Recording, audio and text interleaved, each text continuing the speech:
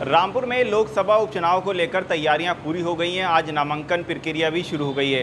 कांग्रेस की क्या रणनीति है, कांग्रेस की रणनीति को जानने के लिए कौन प्रत्याशी रामपुर से होगा, इसको लेकर बात करने के लिए कांग्रेस के जिलाध्यक्ष धर्मेंद्र देव गुप्ता जी हमारे साथ मौजूद हैं। धर्मेंद्र जी, ये बताइए कि क्या तैयारियाँ हैं चुनाव को लेकर? हमारे पास आज की तारीख में 3 प्रत्याशी हैं। एक हमारी पूर्व सांसद माननीय बेगम नूर बानो साहिबा हैं, एक पूर्व मंत्री हैं नवाब काजिम अली खान साहब, जो 2014 में यहाँ से पार्लियामेंट का चुनाव लड़े भी थे, और हमारे पूर्व विधायक हैं संजय कपूर जी, जो 2019 में यहाँ से पार्लियामेंट का चुनाव लड़े थे।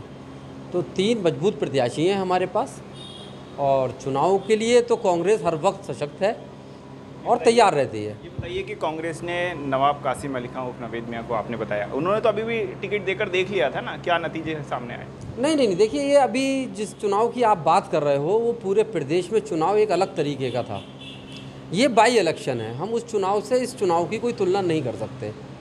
और जो हालात हैं जनपद के, वो किसी से छुपे नहीं हैं। जो यहाँ पे मौजूदा अभी पार्लियामेंट में रहे या जो विधायक रहे, कहीं भी किसी भी तरह से वो लोग जनता को राहत देने के लिए किसी तरह की कोई आवाज़ नहीं उठा पाए।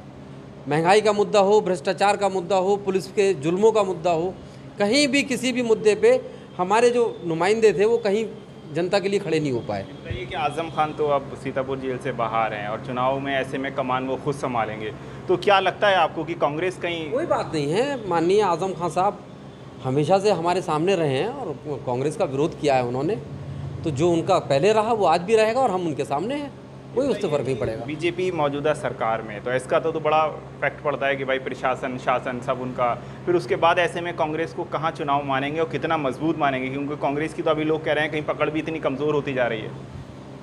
आपकी बात बिल्कुल ठीक है कि प्रशासन पे दबाव सत्ता पक्ष का रहता है, लेकिन आम वोटर पे नहीं रहता है। आम वोटर जब वोट डालने जाता है तो वो अपने आप में स्वतंत्र होता है और वो देखता है कि आज मैं किस चीज़ से पीड़ित हूँ और मुझे सहूलियत कौन दे सकता है, कौन नहीं दे सकता है। महंगाई से आज की तारीख में जनता इतनी त्रस्त है, और ये बाई इलेक्शन में एक जनता ये मैसेज का काम करेगी, सरकार को आगाह करने का काम करेगी कि आप गलत हैं, इसलिए हम आपके साथ नहीं हैं, आपकी सरकार होने के बावजूद भी। क्या मुद्दे होंगे? जाहिर सी बात है कि आज महंगाई का मुद्दा है, भ्रष्टाचार का मुद्दा है, और जो क्षेत्रीय मुद्दे हैं, ख़ास तौर से रामपुर में जो हमारी फैक्ट्रियाँ बंद हैं, रोजगार बेरोजगारी का मुद्दा है, बहुत बड़ा मुद्दा है रामपुर के लिए, रामपुर की आवाम के लिए। और जिस तरीके से बिजली विभाग द्वारा चेकिंग की जा रही है, चलिए ठीक है, जो जायज़ है उसको आप उठाइए, वो करिए आप, लेकिन जो नाजायज़ है मत सताइए लोगों को। मायावती जी ने तो मना कर दिया कि हम अपना प्रत्याशी नहीं उतारेंगे, तो उसको किस नज़र से थी, क्या कारण है, क्यों नहीं उतारा उन्होंने? देखिए, वो उनका मामला है। वैसे अभी तक का जो इतिहास कहता है कि बाई इलेक्शन में बहुजन समाज पार्टी अपना कोई प्रत्याशी नहीं देती। नहीं, कांग्रेस की सपोर्ट कांग्रेस के लिए, क्योंकि कांग्रेस ने हमेशा हर वर्ग के लिए काम किया है। अगर उनका जो वोट बैंक है, अगर जिसके लिए आप खासतौर से बात कर रहे हैं, तो उस वोट बैंक के लिए जितना काम कांग्रेस की सरकारों ने किया वो शायद स्वयं बहन मायावती जी ने भी नहीं किया। चुनाव किस में देखने को मिलेगा?